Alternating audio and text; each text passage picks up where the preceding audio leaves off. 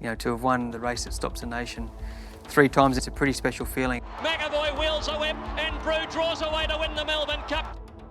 That key moment at the 800 is what won me the race. I reckon if I go outside our Ivanhoe, I probably get beat, so I'm glad I was able to make that decision. What a finish to the Melbourne Cup. Almandin putting his nose in front of Heartbreak City. They hit the line. Almandin. 2018, I was riding Cross Counter from Godolphin. Cross Counter's flying. The Blue Army have done it at last. Brilliant feeling, you know, 3rd Melbourne Cup.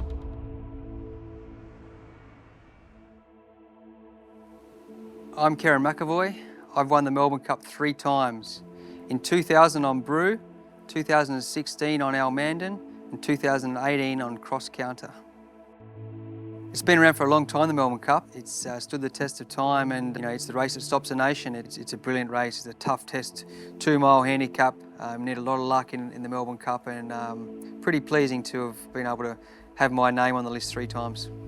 I'd finished my apprenticeship about 2 weeks prior to the Melbourne Cup of 2000, and I was lucky enough to have been able to win on Brew. I think it was in the winter of '99, and I'd been teaming up with Mike Moroney throughout my apprenticeship there in Melbourne, and Brew got in only on the Saturday. He won the race that qualified him. Chris Muntz won the race on him.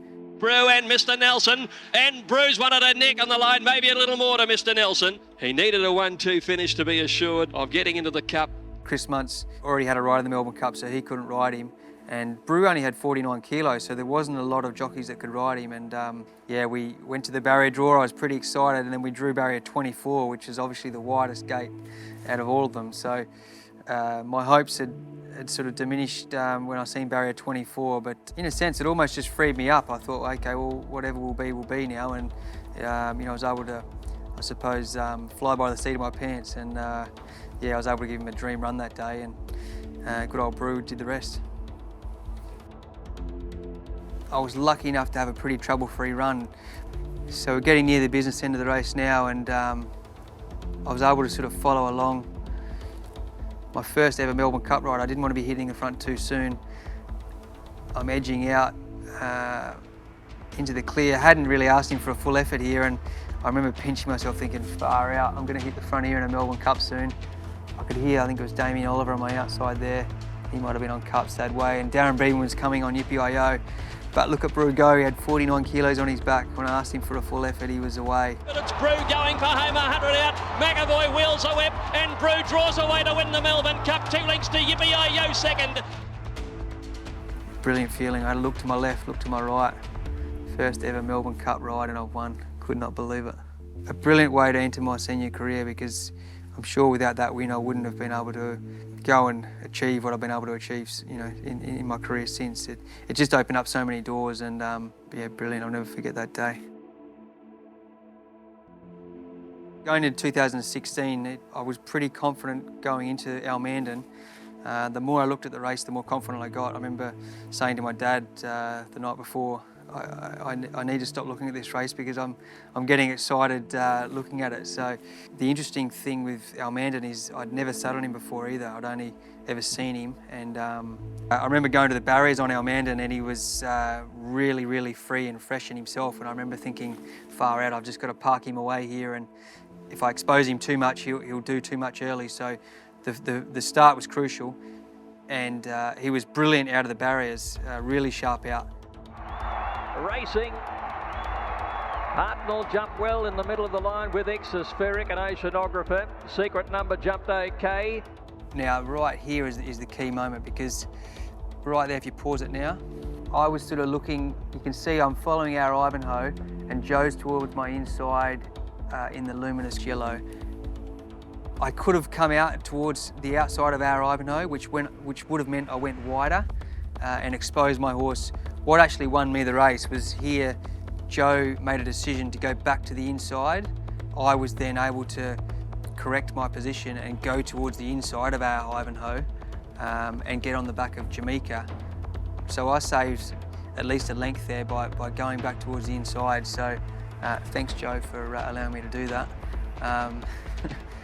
Here I come through. Joe goes to the inside and follows James.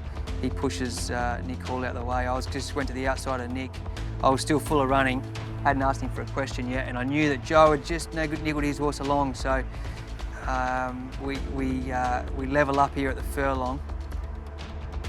Heartbreak City the inside and Almandin on the outside. Almandin and Heartbreak City. What a finish to the Melbourne Cup. Almandin putting his nose in front of Heartbreak City. They hit the line. Almandin. It was a close finish, but I was really confident of him getting it done, and he was brilliant that day, Almandin. We had a dream trip round, but that key moment at the 800 is what won me the race. I reckon if I go outside our Ivanhoe, I'd probably get beat. So I'm glad I was able to make that decision. 2018, I was riding Cross Counter from Godolphin, and he was a young horse from the UK, and he was in good form back home. He came in with a lovely, nice weight on his back of 51.5 kilos, and he was the up-and-coming stayer of that year. We didn't start that well. We ended up a long way back, and there was a bit of interference as we passed the winning post the first time. So I must admit it was a case of being a long way out of our ground, and this was a different sort of race from the others in regards to positioning, and luckily I was on a class horse with a really good burst of speed. As we passed the 800 metre mark, I was starting to ask my horse for a bit of a finish. You can see how tightly packed they are there. There's horses 3 and 4 abreast, and I had Who Shot the Barman in the orange. I had the international horse, so I had to make a choice here. Do I stay in? Do I try and go out? So I decided to just stay in and follow the grey horse directly in front of me. So it opened up a bit here. Huey's sort of coming out to meet me here on the inside. Then he goes inside the grey horse's heels in the blue. I now just have to sit and wait because I've got horses stopping. Go to the inside of that one in the purple. Now I look like I can just edge out. I had to come out here and just edge my way into the clear. And I've still got 6 lengths to make up. I now know, I realise that Huey's gone back to the inside. I can see him out of the left of my eye, and look at my fella just power. He's pulling them in stride by stride, and brilliant feeling, you know, 3rd Melbourne Cup. And here comes Cross Counter. Cross Counter coming at Barbello. Cross Counter's flying. The Blue Army have done it at last. Cross Counter has won the Melbourne Cup. It was a dream to think that I could, you know, be a chance to win one, and you know, I always used to play out so many scenarios in my mind as a kid. I'd always be running around making out I was a horse, or riding a horse, or being a horse, or riding my bike thinking I was on a horse, and to have won you know, the race that stops a nation 3 times, it's a pretty special feeling, and I'm sure that you know, when I sit back and I'm retired, I'll have plenty of fond memories to relive in regards to you know, my 3 Melbourne Cup wins over the journey.